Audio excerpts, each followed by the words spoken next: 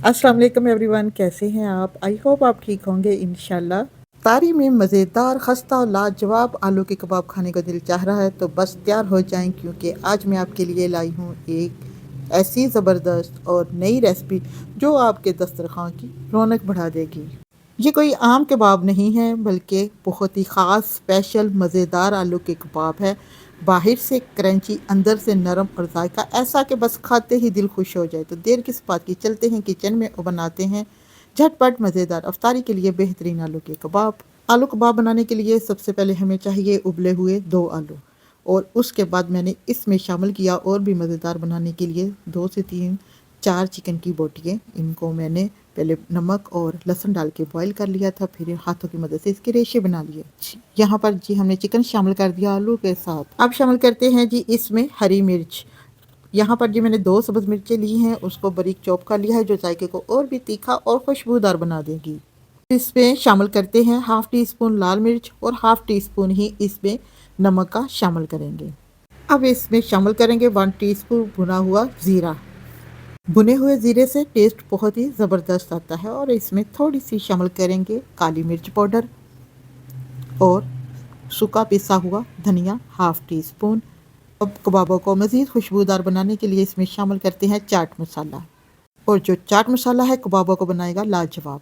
अब इसमें शामिल करते हैं, मैंने थोड़ा सा इसमें शामिल किया है चिकन का पाउडर। चिकन का पाउडर डालने से इसका टेस्ट और भी ज़बरदस्त आएगा। अब इसमें नारदाना भी शामिल कर देते हैं। नारदाना आपको पता है कबाबों की है जान। नारदाने से जायका 2 गुना बढ़ जाता है।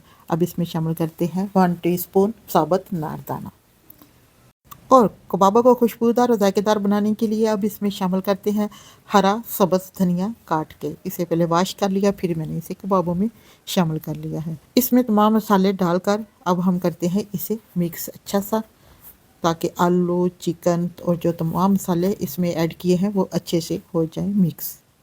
यहाँ पर कबाबों का मसाला हो गया है रेडी। अब हाथों पर लगाते हैं हल्का सा ऑयल और लेते हैं आलूओं का मिक्सचर, और खूबसूरत से हम यहाँ पर ये बना लेते हैं कबाब।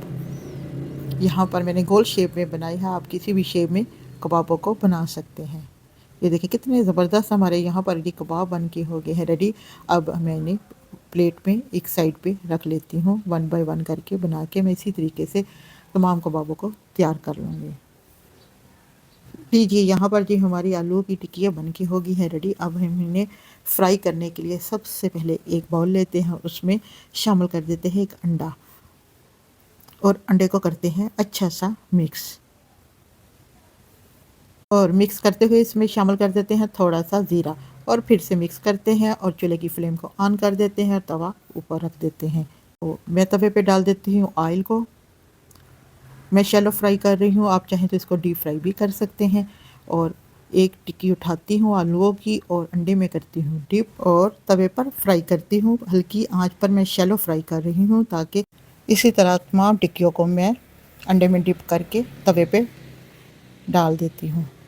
और आंच को रखा है यहाँ पे मीडियम टू लो।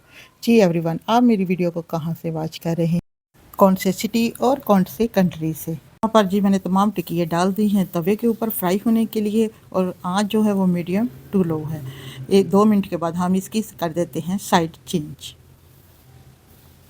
इससे ज़्यादा टाइम नहीं लगेगा फ्राई होने में, ज़्यादा से ज़्यादा 3 से 4 मिनट में ही अच्छा सा इसमें कलर आ जाएगा।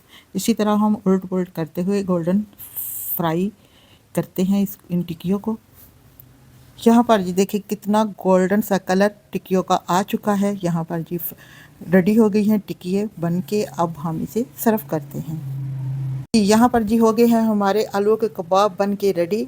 और लीजिए मज़ेदार चटपटे और खस्ता आलू के कबाब तैयार हैं। इन्हें चटनी, केचप या दही के साथ सर्व करें और इफ्तारी में सबके चेहरों पर खुशी बखेर देंगे। यहाँ पर रुकने का कोई फ़ायदा नहीं, अभी ट्राई करें और वीडियो देखें और रेसिपी को आजमाएं। और कमेंट्स बॉक्स में बताइए कि आपको ये आलू के ख़ास कबाब कैसे लगे। अगर पसंद आए तो वीडियो को लाइक करें, शेयर करें और चैनल को सब्सक्राइब करना मत भूलिएगा। खुश रहें और मज़ेदार खाने बनाइए और हमें दुआ में याद रखें। Thanks for watching video and Allah हाफिज़। खुश रहें, खुशियाँ बांटें।